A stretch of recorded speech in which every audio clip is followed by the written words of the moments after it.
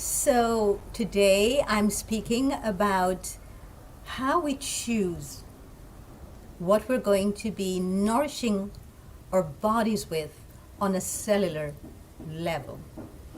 So when I was studying at the Chopra Center, my teachers were Dr. David Simon, Roger Gabriel, and Dr. Deepak Chopra.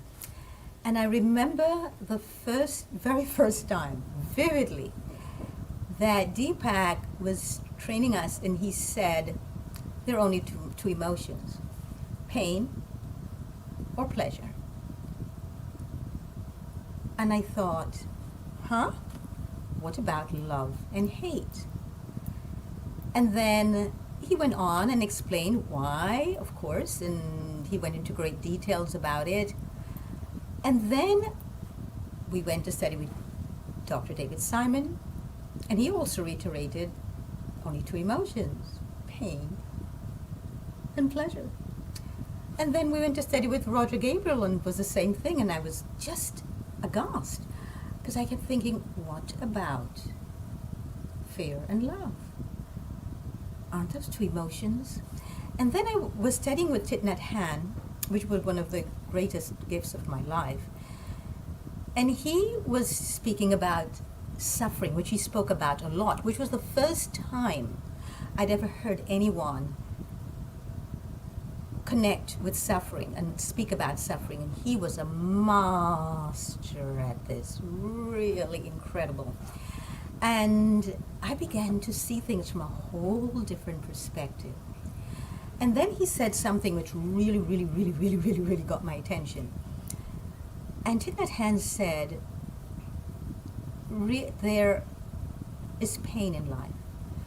We cannot avoid pain. Pain is necessary. And then I understood that out of pain, we grow and we find that what works and what not doesn't work. And I understood that. But then he said, pain is necessary, but suffering is optional. So what we do with the pain determines whether or not we suffer from the pain. So the suffering is caused by us. Our own perspective and response to the pains in life is what causes the suffering. So suffering is self-inflicted and self-made, whereas pain is not. Pain is something that we all will go through here and we need to go through. Then I began to understand more what Deepak and David Simon and Roger Gabriel were talking about with only two emotions, pain and pleasure. So then I started looking at the pleasure principle. And I realized that when we eat, we choose only pleasure. So, for example, if my first memory of this Asian pear was a memory that was not pleasurable, then I will put it in the painful box of my memory, not the pleasurable, because if there are only two emotions, if there's only pain or pleasure, then this will go into the painful box because it didn't stimulate pleasure for me. So my whole relationship with pears from then on will be that way. Same thing if I were to eat a persimmon. If the first time I ate it, it was not ripe enough, and everybody else is running around saying how much they love persimmons and how sweet and juicy they are, but mine was not sweet and juicy at all.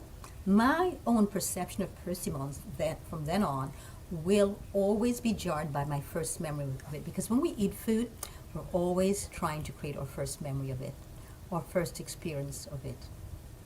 We humans are like that. Same thing if we're to eat a plum. Our first experience is what determines if we will ever like plums or not. So we tend to be very judgmental with what we eat and how we eat, and we divide it into pain or pleasure. So if we were to eat a bowl, choose a bowl of tangerines, that all depends on our very first encounter with tangerines. Or if we should be eating pomegranates, that will also depend on our first impression of pomegranates. So the pain or pleasure principle is real, although I didn't understand it at the time.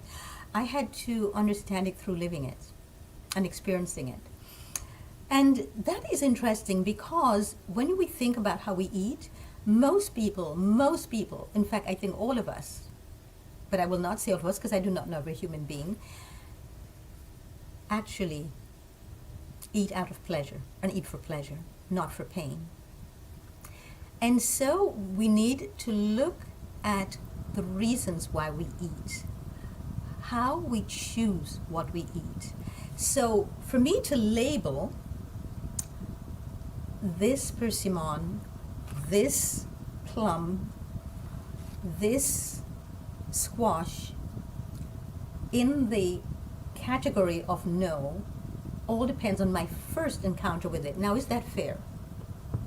Shouldn't I wait until I have one that's really ripe or from a different tree or in a different area of the world with different soil to make that decision? Yet we don't. We are so addicted to pleasure that most of us, not all of us, will be totally and completely driven by that first experience, if it created pleasure or not with food. Some people are addicted to pain. That's why I said not all of us, because that's all they know. They were brought up in chaotic households where pain was an everyday occurrence. And they will do whatever and anything to get away from it, and that's why most people end up using drugs, because again, anything to get away from the pain or whatever causes pleasure, because there are only two emotions, pain or pleasure, that's where they'll go. But but then they're creating suffering. They're creating suffering not just for themselves, but everyone else around them. And so I think when we begin to understand this pain-pleasure principle and how so much it determines our choices, and we will find all the excuses, by the way, why we do what we do and why we make the choices we make. We will find excuses, and we will justify and validate why we eat a certain way.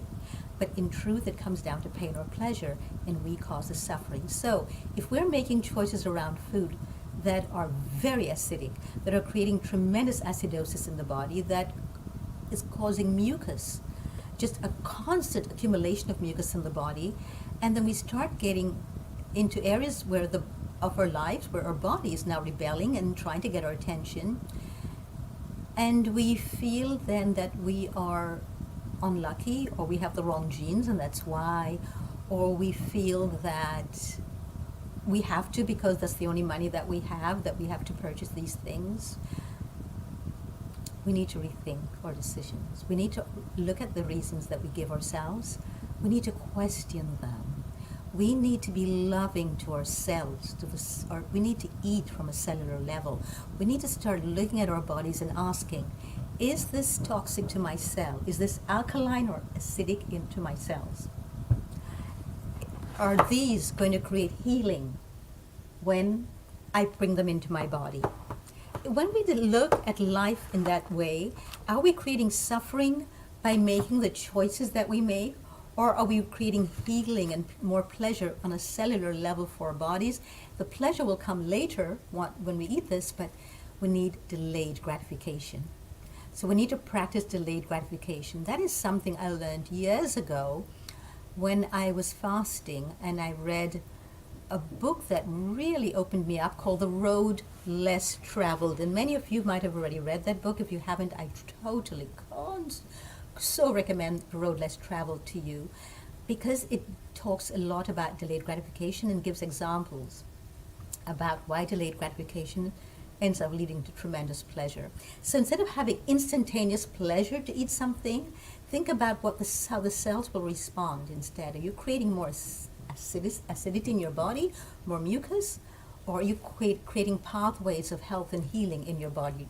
Are you opening up your cells to more life and abundance? Because we live in a very generous and loving universe. Now we need to be loving to ourselves. So one of the things that I was taught at the Chopra Center, we were all taught a lot of Sufism. And the most known Sufi master, the one that's most popular, is of course Rumi. I happen to also love the teachings of Hafiz and of Tagore. And so I will leave you today with Tagore, who says, "Let us not pray to be sheltered from dangers, but to be fearless when facing them."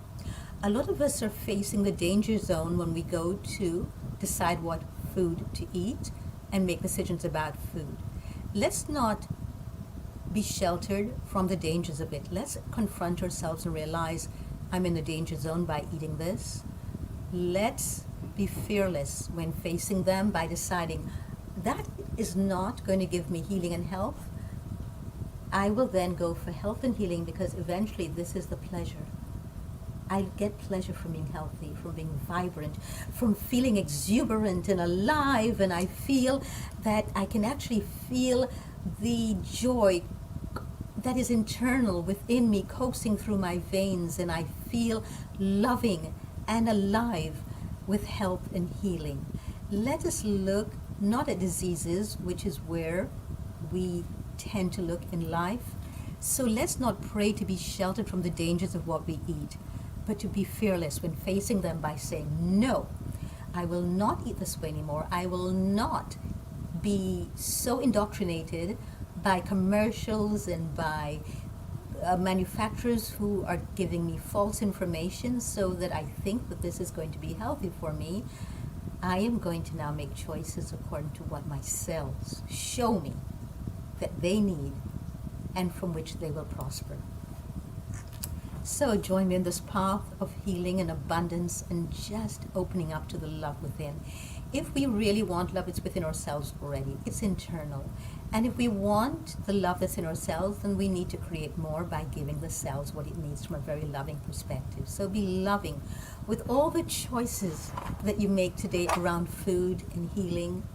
And join me here by clicking on the subscribe button, by commenting below, and clicking on the notification button for more. So until next time, for the next elegantly raw tidbit, be well, be bold in your choices,